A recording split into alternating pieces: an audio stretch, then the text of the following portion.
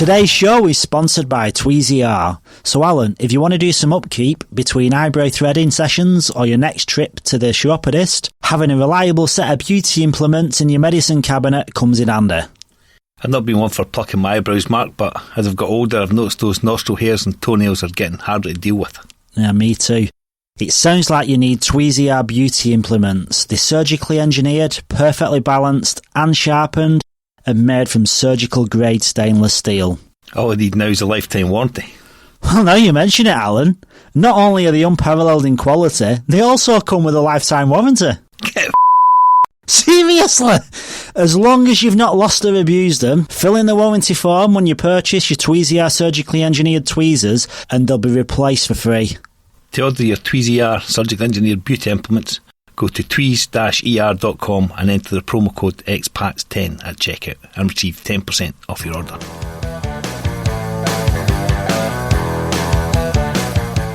Nice to meet you. Nice to meet you as well. You too. How's your house raffle going? Yeah, it's going and it's crazy busy. I'm glad we're doing this, but in hindsight, my brain is a little bit chaotic, so I apologise in advance. But yeah, no, it's going amazing. It's going really well, and it's been more than a raffle. You know, it's become a real positive movement, and yeah, I'm excited to get somebody winning, and it's going to happen next Friday. And we've got a gala event that we're planning at the moment. I just can't wait to get to Australia. I can't wait for it to be over now. Have you got a date for Australia, Yumi? Have you got a sort of plan and when you're actually going to get here? So we are basically with the Down Under Centre, and we are, halfway through our immigration process. But the thing is, when this raffle kicked off, and it all stopped at the moment with Down Under Centre. So yeah, we just have to wait until things open up again. So after next Friday, I'm going to then process a lot more on the visa and then see where we're sitting. But I know there's a huge backlog at the moment. Where are you heading to in Australia? You got a Sydney. plan? Oh, you're going to Sydney, yeah. Yeah, nice. Well, we lived there before in Sydney. We lived there for a year. Well, that's a lie, 10 months. And yeah, we just fell in love with it, really. We went to Melbourne. That was nice, but I just didn't justify moving across the halfway across the world for Melbourne, another city, a bit like London in my opinion. Yeah, and then Sydney, we just fell in love with it. We lived in Coogee by the beach, a few bays down from Bondi, and we just said, look, like, this is a really family orientated place. Like, we want to come back when we have children, and we came home. We bought a house, which I'm in now, and had little Ori, our 14-month-old boy, and now we're ready to come back and we want to settle. So how long ago were you living in Australia? That was 2015. And how did you get over there, like, to start with? Was that through work or something, or like a holiday visa? No, we actually quit our jobs. I work in fashion wholesale. My partner's an electrician. We quit our jobs and we just went travelling across Asia. We did Sri Lanka, India and Nepal, and then all over Asia, really. And then we ran out of money and we said, should we go home and go back to work, or should we go to Australia? Because everybody was doing that, the working visa. So we did that, and I didn't realise how much I'd fall in love with Australia. It's got my heart. Like, there's nowhere else I want to live. So what about you guys? How long have you been over in Perth? Oh no, baby's kicking off. Ori, come here. Alan's been here a lot longer than I have. I've been here for hello, hey, kiddo. Hello. This is Ori. You're going to be Ori the Aussie. My little girl was about 14 months when we got here. In fact, she might be slightly older than that. So she's got kind of an Australian accent. Sometimes she sounds very Scottish, and other times she sounds very Australian. But our two boys, they've still got their full Scottish accent. Well, it sounds like it to me. Probably if they came back to Scotland, I would imagine people would think differently. But yeah, they're still very strong Scottish accents. I don't get any Australian when I speak to them. None. No. I mean, my daughter's got some. If she's been out with her friends, she'll have she'll come home and she'll have like an Aussie twang. Yeah. But then after a minute or two, and she's talking to me and her mum, then she's just back to normal. But her accent has changed, because like she had an accent like me, and her mum's even broader than I am. But like now, like she speaks the Queen's English. Yeah, she's got a lovely accent. I guess. I mean, Me and Matt, we are, we're South London, so I'm sure Ori will still have that South London accent. Yeah. I'm sure, with an Aussie twang. Yeah, that's. I mean, Teddy's my little girl. She sounds. Yeah, sometimes she sounds very Scottish. Other times she's like, you could not pick her from an Aussie. Even when we were there, I often was saying, "Oh yeah, that was something I said all the time." Yeah, no is what they say in Perth. No. The more I try to do an Aussie accent, the worse it gets. Yeah, I'm the same. I just can't do it at all. I can't do accents. Oh gosh, you guys are making me excited to get there. I mean, that is the whole reason I'm doing this. Have you been following the journey? I've seen you liking, and thanks for sharing already. Yeah, I'll look at your mum. I was lying in bed the other night when you were talking to your mum, actually, and I was just flicking through my Instagram before I went to sleep, and I saw it came on. I thought, I'll have a quick look and see, and then your mum said a couple of sort of comments that really resonated with me, and I thought, put that little poem in with Robbie Burns. That's one of my favourites. Thanks for that. Yeah, my granddad, he loved Robert Burns, and he'd sit there, he was from Edinburgh, and he'd sit there and he'd just recite out loud in the middle of dinner or something Robert Burns poems. So, yeah. But I can't remember what your mum said now, but it was more or less seize the day kind of thing, and that's what that poem was. So I thought it's always one of my favourites, so I thought I'd just throw it in there. But she was lovely, your mum's lovely. Yeah, she's funny. She'd love to come on your podcast. She said expats and quartets. I like that ring. Yeah, well, we need to get her to Australia, so we have to try and keep the theme. But yeah, if she comes from Turkey to Australia, we shall definitely get her on. She was lovely. Oh yeah, she'd love it, and she'd talk to the cows came home with you, I think, about all sorts. With a bit of luck, by the time you get here as well, the actual borders might be a bit more lax, and you never know, they might start letting people in too. Yeah, we'll see. I don't know, my head's so focused on the raffle at the moment. Once that's done next Friday, then it's all force with Australia, and we've actually got quite a few followers on our account now, and they're so excited to watch my journey, over to the emigration journey. It's very exciting. I never really follow a lot of things on Instagram, Facebook and stuff, but Mark and I were just talking about it before you came on there, really. It's like £3 to get a chance to getting a house. It's just... It's such a great idea as well, and to get that to so finance your trip to Australia and your life's change your life, fantastic. Exactly, it's life changing for everyone. The charities, me, and obviously the person that wins the homes gets the best deal. They get so much money. You know? You think for £3 quid you can win a house? It's unbelievable. Yeah. What made you come up with the idea, Yumi? How did you come up with the idea for that?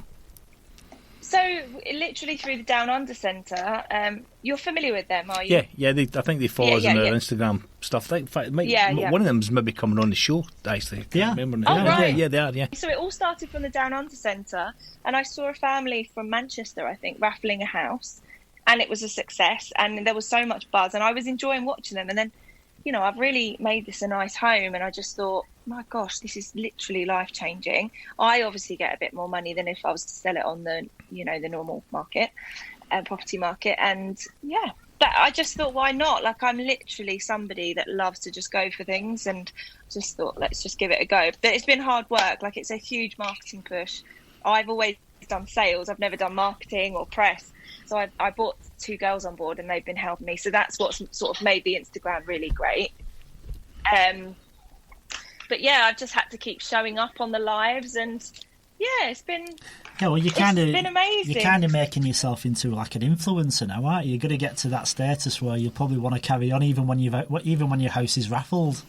Oh, the fun is what I'm saying. Like, people have been asking, can we carry it on to like a travel account and watch us over to Australia? So I think it will turn into something a lot bigger than this raffle, and it already is, Yeah. How many followers have you actually got now on your channel? We have got we've probably got about 11,000 across Twitter, Facebook, and Instagram. But on Instagram, which is where all the main sort of socials happening, it's around 9,000. Yeah, 9,000 is a good number. Yeah, but that's really good though, because them 9,000 people actually engage. It's not like you've just got 9,000 random people. You've got 9,000 people that are actually interested. Yeah. Well, we'll see after the raffle how many people drop off. I think you'd be surprised. They want to see how Ori gets on in Australia and stuff like that, I would imagine. he'll have such a good time. Australia's a great place for kids. Honestly, that's the biggest thing for me. I would say is we came purely for the sunshine, but when you get here and you realise how much fun the kids are having, and it's huge pool. It's just a huge outdoor lifestyle, isn't it? And especially being from South London and the schools here, London is fine and it's great, and I grew up here, but I want a lot more for him. I think that's why most people come here. I think when you've had kids, because it's the same when Mia were born. When she got to about 1, we started thinking about it, and then when she got to 3, we decided that that's what we wanted to do. And I think that's what it is. I think when you have a family, then you want more for your children, don't you? Yeah, exactly. And it does feel bad, and maybe you guys can vouch for this, but taking him away from grandparents and friends and family. But I mean, ultimately, especially in the lockdown, I realised it's just us. It's just been us in this living room pretty much, and where do we as a family prefer to be? And that's definitely being able to just walk on the beach and, be in Australia. And yeah, oh gosh, everything's so indoorsy in the UK, it's just sit in front of the TV. I've not thought of it like that, actually, because if you think with lockdown or you've been confined to your house and you don't see anyone, it's a bit like a tester, isn't it, for moving over here and getting used to actually being on your own and not being able to see your family. Yeah, absolutely. And we made it through, so that's it. Yeah, without killing one another. I think that's the thing, isn't it? If you can get through COVID in lockdown in the UK, you're a pretty strong unit. Yeah. Taking the kids and stuff away from grandparents is pretty difficult. That's the guilt sort of gets you a little bit, certainly. I think it comes down to how supportive your family are as well. I mean, our families were really supportive coming over, so I mean, it was easy for us. They want the best for you as well. So you got to remember that. Don't feel too guilty, because they only want, if they're decent family and they love you, they'll want the best for you. Exactly. They're going to come out and see us as well, and we'll be back and forth. So the whole plan was, once the raffle was through, we was going to start the process and be there by Christmas. We were going to celebrate Christmas with all our family in Australia, but I don't think that's going to happen now. Yeah, maybe not this year. Yeah, it might be early next. You'll get here though. I'll get there whenever the time's right, Technology's so good as well. I mean, we've said this a few times on the podcast, but when we first got here, we were using Skype every day, talking to whoever, particularly Lorna's mum and dad, and they sort of used to read bedtime stories to the kids and stuff like that, and sit and have a coffee at lunchtime. Yeah. So you just have to use your imagination, There's a way around it, exactly. Unless we're all in this, I don't know, strange world now where we're not all going to be able to travel again. No, I know. Yeah, we won't. It'll come round eventually. How is it over there in Perth? It's like COVID never happened. I mean, I know Melbourne they've got a few issues at the minute now, but I mean, Australia as a whole, I think it's pretty immune to COVID, isn't it? Done very well. Here especially. Yeah. Perth just been, we've been so lucky in Perth. I mean, having the borders shut and stuff it's terrible inconvenience and sad for a lot of families and stuff, can't get to see each other, but it's definitely helped keep it away from the door. Ultimately, you guys have managed to keep normality as much as possible. Yeah, well, we've only had a few weeks of wearing masks and stuff, and then back to normal. Yeah, the reason the raffle started was because of the lockdown. I'm sure you heard how intense it's been over here, and having Ori, my first baby. So Ori was born on the 25th of March. I went into hospital on the 23rd, and that is when Boris said, "Hey everyone, this is serious, lockdown." And it was just super intense, and it was labouring with the mask on, and everyone was in PPE, and it was just that very first week where everyone was petrified, no one knew what was going on. So that's how it all, and then I suffered with PTSD after that point, because it was a bit of a traumatic labour, and then we just went, just as a new mum, I needed my mum, she lives in Turkey anyway, I needed my family around, and Matt too, because it was tough for him, being a new dad and everything. And we didn't see anyone for 4 months. It's just mad. That must have been so tough, that, when you've just had a newborn baby, because you just automatically think your family's going to be there for you.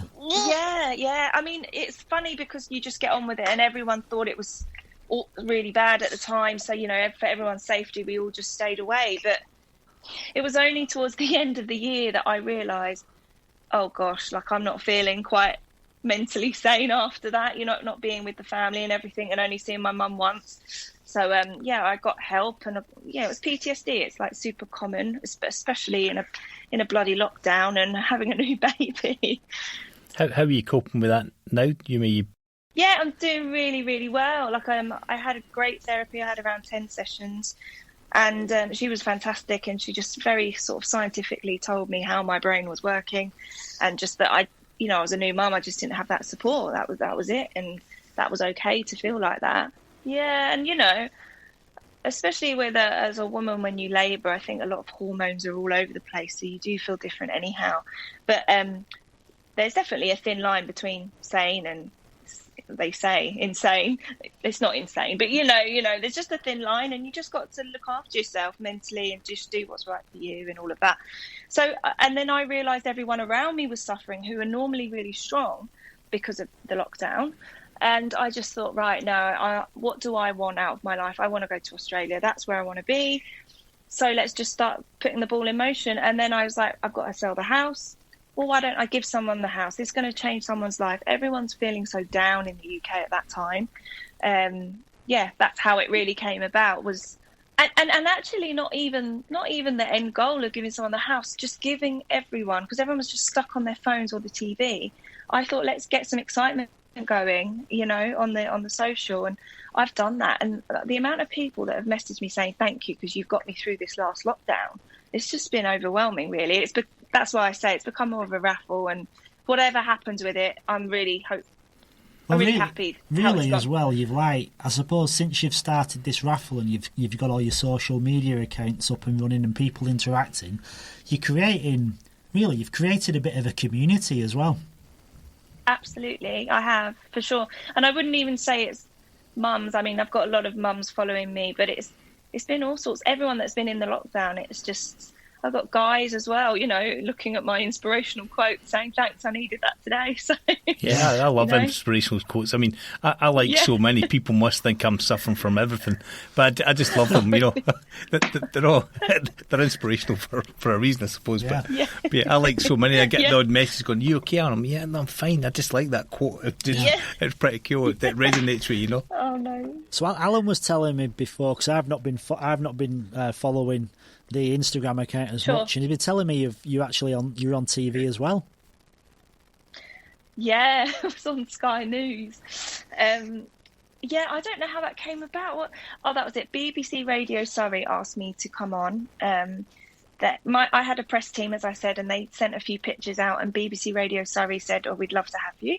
So that was great. And the presenter was so engaging that we ended up having a really great conversation, and Sky News reporter heard it and said, you want to come on Sky?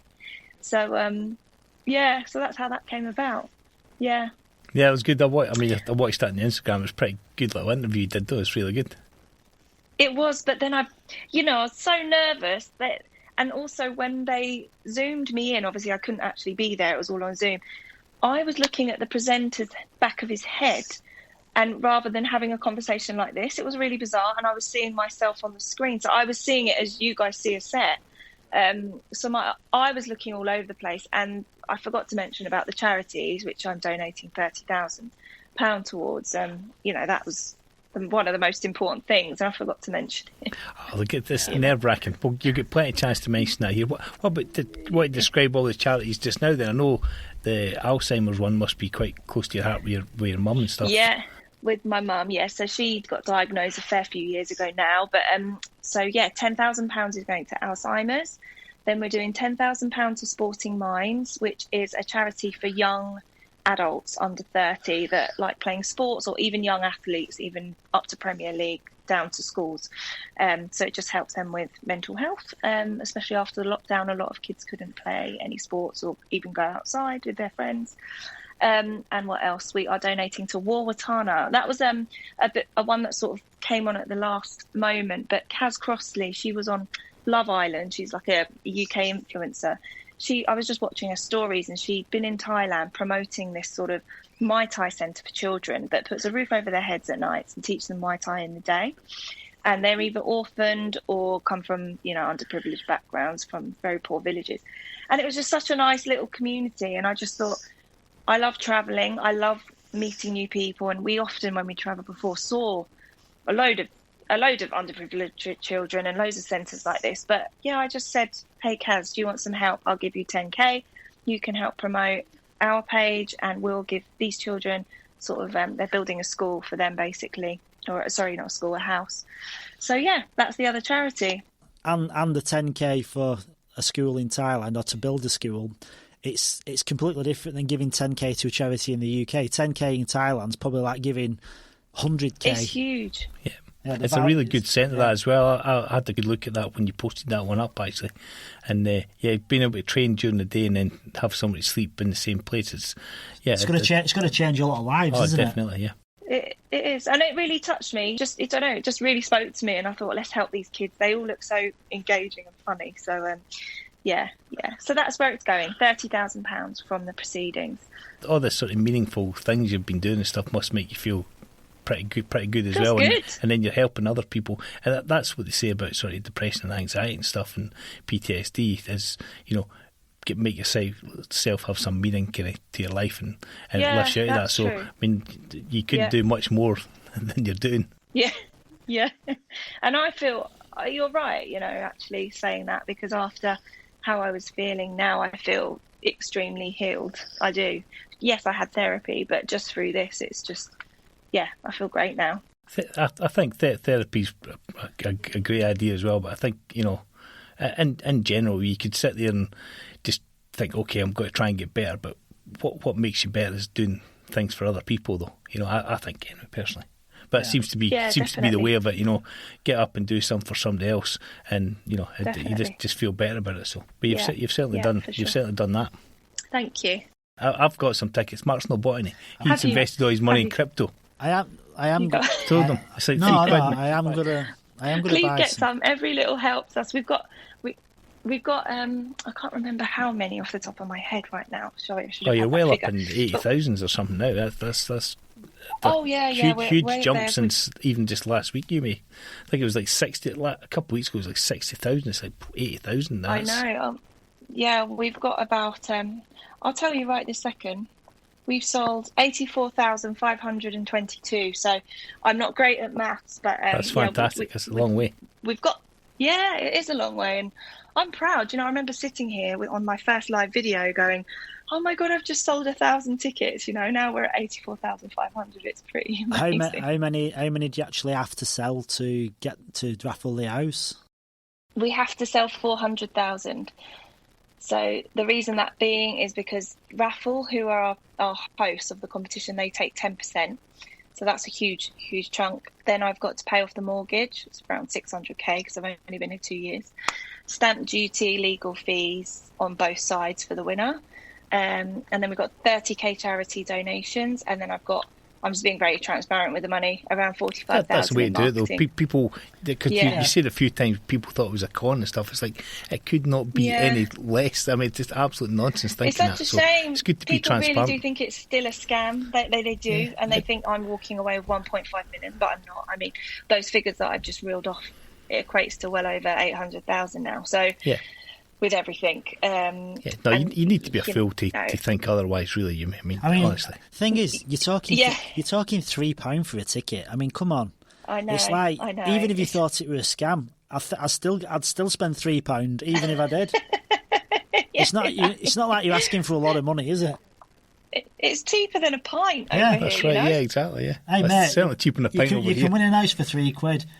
Is it a scam? No. Go on, then I'll have a go. I can't. Yeah. I mean, I'd have thought you'd have. I actually imagined the 400,000 tickets, especially when you've been on Sky News. I'd have thought you'd have sold them. You'd have probably sold that within an hour.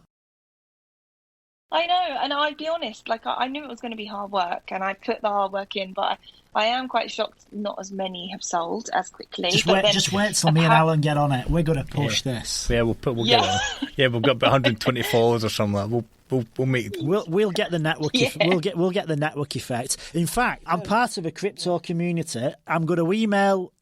He's got 250. Oh my gosh. He's got 250,000 members. I'm going to email him, and I bet you every single person will buy a ticket. There you go. Oh my gosh. Well, then we've finished. Then we've done. It done. We've done that all through Mark. Thank you. You heard it here first. I'm going to email. And the good thing is, if you email him and message him, he actually replies to you. Excellent. So, come on, if you can win a house for £3, win a house for £3. Come on, that would be amazing. And it's an investment, you know. They listen with the crypto guys. It will be put in their name. They can rent it out. They can sell it, or they can live in it. Sorry. So if they sell it, they can whack it back on the crypto. They'll be millionaires. Yeah, excellent. I want to win it. Actually, I just want to. I've never even been to London, so I just want to live in it, just so I can. Have you not? Never been to London. There you go. I'm surprised. Do you know the closest place I've been to London was Wembley, and Wembley's not even London. Well, there you go. I thought it was. I thought Wembley was London. We're South London. No, it's like... We're an amazing spot in London. Yeah, I mean, like... It looks like a good spot you're in as well, actually. Your mum was saying it's like 15, 20 minutes for the... Is it Heathrow? Gatwick. Gatwick, sorry, yeah. So it's amazing. Yeah, we're like literally on top of a train station pretty much, like 4-minute walk. And then it takes 20 minutes to Gatwick Airport, 20 minutes to central London, and you can be in Brighton in 45 minutes. So it's a good spot. Yeah, so when I win the house, you're not moving back to UK. No way. I'm not moving back. If I went, I'd need to sell it because there's no way. I'd have it as like just a 3-month a year kind of home. Well, that's a good idea. Like when it's or like an Airbnb. Yeah, you can Airbnb it. You could keep the top floor just for you and just go over. When we're getting homesick, just fly over. Live in London. Yeah. This is my London accent. London. That sounds more Australian. Is that a London accent? Honestly. Yeah, that sounds Australian to me. None of us should do accents. I'm not doing an accent. To be honest, you don't even sound like you've got a London accent. I mean, perhaps I'm more... Do I not? Perhaps I'm... It's much... I mean, I don't know South London, I'm definitely South London. Yeah. It's far more gentle South London than most of the gangster movies you see on TV, so... But that's it. I think I watch too much gangster. Too many Guy Ritchie. Yeah. Yumi doesn't look like a gangster. No. I think we've covered that already. It's not a con. Yumi's not a gangster. Yeah. It's a legitimate sale. Yeah. And raffle.com, they're a legal site, and it's all commissioned by the Gambling Act. So yeah, it's all legal. And do you know what? I actually think this is going to become a lot more popular. Because social is so huge, YouTube and everything. We've had 3 YouTubers come here now that have wanted to film, and they sort of advertise for retail estate agents and everything. And I just think it's a huge market. People be able to get on the property ladder for people that haven't been able to ever step on it before. You know, I wanted to do it in an elevated way because there's some raffles out there, you know, that I think it's a brand in a way, you know, you've got to sell your house. So the marketing has to be up there. And I realised, as much as I do love Instagram and things like that, I just realised with baby, I wouldn't be able to do it as well as I could. So brought the girls on board and they've just kicked it up a hell of a lot of gears. You've done well just keeping the house tidy enough for all the videos you put on, where we, a little one and running around. I mean, you must be constantly just tidying. I don't mind it so much, but Matt was just... another filmer, you know. He was so fed up. He just wanted to watch the football with his beer and just chill. And I'm like, no, we're tidying the house again. Has Matt done any of the videos, or is that just left to yourself? It's definitely left for myself. He's a little bit camera shy. However, I have brought him on 2 lives, and he's very, very sarcastic character. So it's actually got so much engagement when he's come on because he's really quiet. It comes across a bit rude, a bit sarcastic, and everyone's just found him really funny. I think it's going to be amazing for you though as well, because it's like it's probably going to open doors for you that you didn't even realise needed opening. Like the places it's going to lead to, the things it's going to lead to. Yeah, wait till you get to Sydney and the local news guides are like, oh, here's Yumi and Matt and Ori. They're the people who raffled their house in South London to come to Sydney. Yeah, I think I have to keep my guys on board, you know, like my marketing girls, because I think there's going to be, as you say, a lot more doors opening, and maybe even the press will want to jump on after we've done it and things like that. So who knows? Well, look, there's probably more successful podcasters out there than Mark and I that would get you on, but... you know, we could be the stepping stone. You never know. Absolutely. Other podcasts. I think you guys are great that I've started with you two. Thank you for having me. I've got 9 days to go, you know. I don't know if I've mentioned that. It's 9-day countdown now before we announce the winner. 9 days. So we've got to get on it. So you need 316,000 more sold tickets. Something around that, yeah. Yeah, we put an update every morning on the grid saying exactly how many we've got left to sell and how many we sold. So yeah. Well, to give you an idea, this channel that like a member of, he recommended this piece of software just to, you don't pay for it, it's just a piece of software that makes the job easier.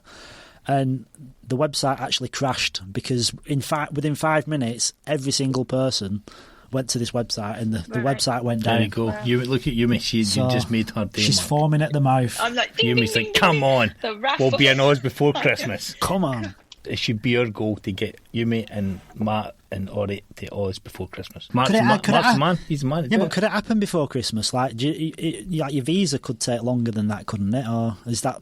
It could do, but I see some people in the Down Under Centre that have suddenly applied and then they've been approved. So you just don't know what the government are going to do over in Australia, whether they open it up. They've said maybe next June, but it's a skilled visa, and I don't know. I'm an optimist. Oh yeah, you've got to be skilled visas the way to come in though. That's probably the only way to come in at the minute. To be honest, over in Australia now, there's a massive boom on construction because of all the grants that the government's been putting in. So they're crying out for trades. So if your husband's an electrician, they'll be getting him over. In fact, just speak to the government. They might even buy all that. They might even buy all your raffle tickets. To get them here. Yeah, Matt'll be in that much demand. They'll like, sod it. Come on, we'll have 200,000. Right. Do you have any contacts over there, guys? Because I'm going to do that. That's the thing as well. Like you're doing your selling the house in the UK, but every bugger in Australia is an expat. So I mean, everyone would want an house in the UK anyhow, even if they didn't want to stay in it. Do you think they would? Definitely, I do. Because they've got friends or family, or they can sell it, can't they?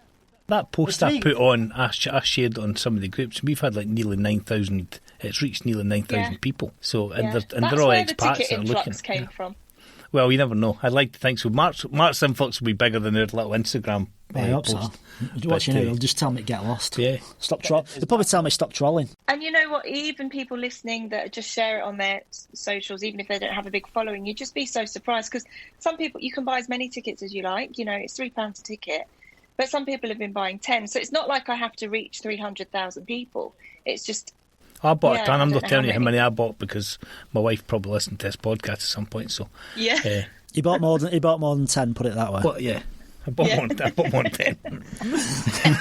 the kids never got any. Thank you so much. The kids never got any to eat that week at lunch at school. So oh god, no. It's right what you're saying though. Like if you think just Joe Blogs that's got really limited friends, but he's got a Facebook account. All the friends he has got, all his family's on there.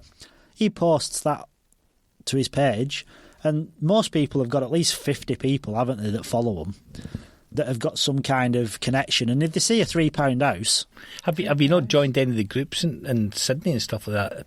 To like, I mean, a lot of people join them to go and see what they're going to be doing for work, and put it on that as well. See if you can get Matt a job. Yeah, I actually haven't done that in Sydney. I've obviously joined the groups over here and the immigration group, but that's about it. I should probably start hitting up. We've got a few people that contact us on Instagram and stuff through the podcast, and they're still in the UK trying to get here, and they call us up messages and stuff just to get some information. But they're on groups in Australia. That's how they came across us, really. And they're there trying to get jobs, or they're just trying to find out information about schools or best areas to live and stuff like that. So, I mean, you could kill two birds with one stone, find out about jobs and houses and advertise. That's an amazing idea. There's the Palms in Perth Facebook page has got 27,000 members. Amazing. And did you say you shared already in there? Yeah, I shared it on there already. Well, not shared it anyway, definitely. Yeah, and there's Palms in Oz. I mean, there'll be Palms. I mean, good God, Palms in Sydney. I'm presuming there is one that they've probably got. But that Palms in Perth page is actually like, it's the same logo. So it's like Palms in Perth, Palms in Sydney, I think Palms they in are, Melbourne. aren't they? It's the same logo. It's like it's when groups first started on Facebook.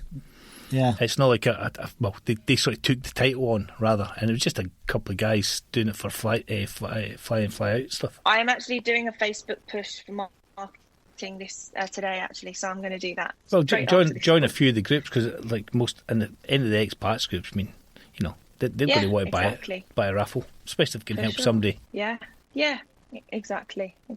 Should we maybe call it a night of that? You may. I mean, Ori seems to be quiet. I don't know if he's sleeping. We can chat to you all night. But I figured he must have been. He's a lovely little boy. Yeah. Right? It's good you put him into your videos and stuff like that as well. Definitely. Yeah. He was the reason we're here at the end of the day, really. So yeah. But thank you so much. Let's keep in touch, and I'll come on again if you're happy. Oh, definitely, once we're actually in Sydney. Yeah, no, it'd be good. We'll definitely do that. Do you want to mention your Instagram and stuff like that before we go, Yumi, and then we'll put it out? Yeah, so please head over to @WinTheCausden Townhouse, and that's on Instagram and Facebook. And you can see all the live and all the information, and lots more questions are answered over there as well. Yeah, we'll also put it like in the comments on our Instagram page, and obviously on all the pages. Yeah, so people can click the link. You. And I'll be buying some tickets as well, definitely, because I want the house. It's been amazing, expats and court cats. It's been lovely. Yeah, it's been really nice talking to you as well. And good luck with the sale of the raffle, and good luck with your trip to Oz. Yeah, I hope it's safe travels when you actually make the move over here as well. And let us, keep in touch and let us know how you get on, and we'll be following your journey while you're on your way anyway. Lovely speaking to you, Yumi. Yeah, you too. Take care. Have a good day. Bye. Bye. Thanks for listening, and if you enjoyed the show as much as we did, follow us on Instagram and Facebook @expats and corecats, and hit that subscribe button.